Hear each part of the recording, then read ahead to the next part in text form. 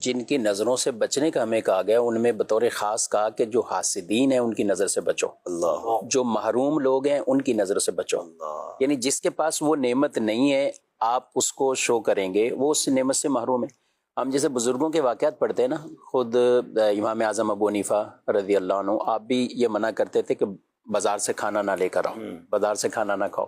عام اوپن چیزیں جو بکری ہوتی ہیں اس کو نہ لے کر کھاؤ۔ آج کل یہ بڑی عجیب بات لگے گی لوگوں کو کہ یہ کیا ہوا، تو وہ کیوں منع کرتے تھے؟ وہ اس لیے منع کرتے تھے کہ یہ ایسی چیزیں ہیں کہ جس پر محروم لوگوں کی نظریں پڑ چکی۔ اللہ اکبر۔ میرے والد صاحب کراچی میں آئے تو ہم دودھ منگاتے ہیں تو جہاں شاپر تھیلی میں، پنجاب میں یہ کلچر نہیں ہے، وہ برتن میں، بالٹی میں۔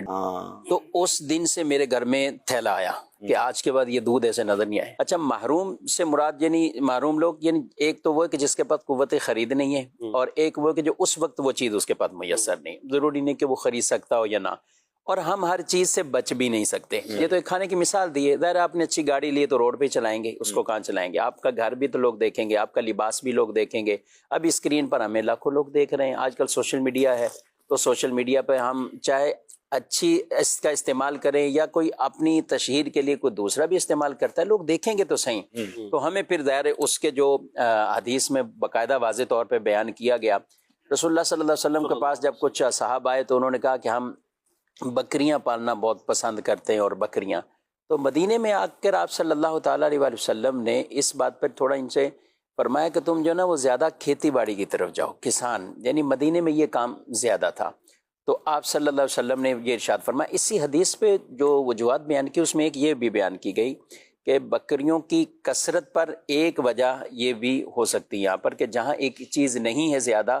تو وہاں یہ نظر کے معاملات ہو سکتے ہیں۔ پھر آپ نے کسان اور اس کھیتی باڑی کی طرف اور اس کی برکتوں کو بیان کیا، لیکن ساتھ ساتھ جو حدیث میں جس کو ساتھ ترغیب بھی دیا گیا نا، جماجم کے جو الفاظ ہیں کہ اس کی تم کثرت کرو، اس کی مختلف تعبیرات بیان کی گئی۔ ایک یہ ہے کہ اپنی ان کھیتیوں کے اندر بھی کھوپڑی ٹائپ کچھ لٹکانا، یعنی کوئی ایک ڈنڈا یا کچھ ایسی کہ اس کے اوپر ایک کھوپڑی لگی کہ انسان کو پہلی نظر سے کوئی چیز بھائے نہیں، اس کو بدی محسوس ہو، اس کو تعجب اور حسد والی یہ دونوں نظریں نہ پڑ جائیں۔ ایک ہوتی تعجب کی نظر، کیا بات، کیا یعنی تعجب سے یعنی وہ انسان خود فیل کرتا کہ میرے پاس نہیں ہے، یہ بھی ایک تعجب کے اوپر ہے۔ ایک ہے حسد کی، سب سے بدترین نظر جو ہے وہ حاسد کی نظر سے بچنا ہے۔ اصل اس کے سامنے تو آدمی کوشش کرے کہ جس کے بارے میں پتا ہے، اس لیے کہا نا اچھا خواب آئے، لیکن اس میں بھی یہ نا کہ اسی کو بتاؤ جو تم سے محبت کرتا ہو، تمہارا دشمن نہ ہو، تمہاری کوئی عداوت اس کے دل میں نہ ہو، تو اس کو تو یوں ہم دیکھیں تو قرآن پاک میں بھی اچھا حضرت یعقوب علیہ السلام نے اپنے بیٹوں کو کیا نصیحت کی جب بیٹے سارے جانے لگے؟ اچھا پہلے بھی تو بیٹے گئے تھے حضرت یوسف علیہ السلام کے پاس، گندم لے کر بھی آئے، حضرت یوسف علیہ السلام نے پہچان بھی لیا میرے بھائی ہیں، تو پوچھا بھی اور بھی کوئی ہے؟ ہاں ایک اور بھائی بھی ہیں۔ کہا کہ آئندہ گندم نہیں ملے گی جب تک اس کو لے کر نہیں آؤ گے۔ اب پہلے 10 افراد یہ گئے تھے، اس وقت تو یہ چلے گئے، اب جب آئندہ کے لیے کہا، جب تعارف ہو گیا کہ سارے بھائی ہیں، تو حضرت یوسف علیہ السلام کو تو پتہ لگ گیا تھا، لیکن اس محفل مجلس میں جتنے لوگ تھے سب کو پتہ لگ گیا کہ یہ 10 بھائی ہیں۔ اب جب 11 آنے لگے تو آپ کے والد محترم نے تلقین یہ کی تھی کہ اب تم نے ایک ساتھ ایک دروازے سے نہیں داخل ہونا، یہ تمہارے اوپر جو ایک نظر پڑے گی نا کہ یہ 11 بھائی ہیں۔ آج بھی اگر ہم معاشرے میں دیکھیں نا 5-6 بھائی جن کے ہوں، کمانے والے بھی صحیح ہوں، اور وہ صرف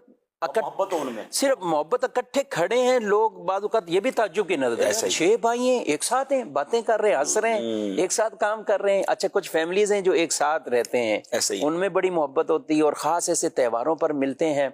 تو یہ بھی ایک چیز ہوتی ہے۔ تو حضرت یعقوب علیہ السلام نے یہ گویا کہ ایک بچنے کی تدبیر وہ بتائی کہ 2 کر کے داخل ہونا، اور اس لیے ہمیں ان چیزوں سے بھی بچنا ہے۔ نظر برحق ہے، حدیث سے بالکل یہ ثابت ہے، اور اس کا انکار کرنا یا اس کو کہنا کہ یہ بس ایسی دقیانوسی باتیں ہو رہی ہیں، یا ان چیزوں کو بعض لوگ اس کو ان چیزوں سے بھی تعبیرات کر کے وہ نظر کا ہی سرے سے انکار کرتے ہیں، تو ایسا نہیں ہے۔ نظر برحق